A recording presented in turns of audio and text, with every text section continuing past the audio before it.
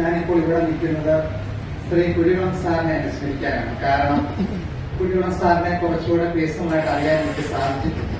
പ്രത്യേകിച്ച് കുഴികുളം സാറിന്റെ വൈഫിന്റെ മരണത്തിന് ശേഷം അദ്ദേഹം പലപ്പോഴും ഞങ്ങളുടെ വീട്ടിൽ പപ്പായെ കാണാൻ വന്നിട്ടുണ്ട്. ഇവിടെ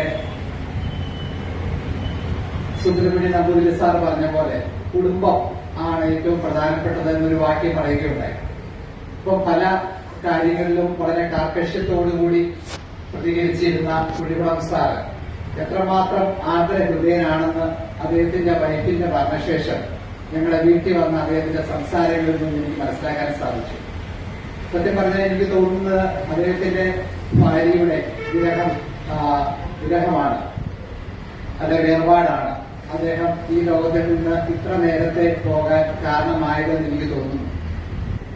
ആരെയും സോപ്പിടാത്ത, ഞങ്ങളുടെ ഭാഷയിൽ പറഞ്ഞാൽ സോപ്പിടാത്ത അല്ലെ പുകഴ്ത്തി പറയാത്ത കാർക്കശ സ്വഭാവത്തിനുടമയായ കുഴികുളം സാർ നല്ല ഒരു വ്യക്തിത്വത്തിന്റെ ഉടമയായിരുന്നു, നല്ലൊരു സഹൃദയനായിരുന്നു. പ്രത്യേകിച്ച് പപ്പായുടെ മൂത്ത ചേട്ടൻ ശ്രീകംവട്ടം ജോസ് വെട്ടൻ കോളേജിന്റെ പ്രിൻസിപ്പളായിരുന്നു.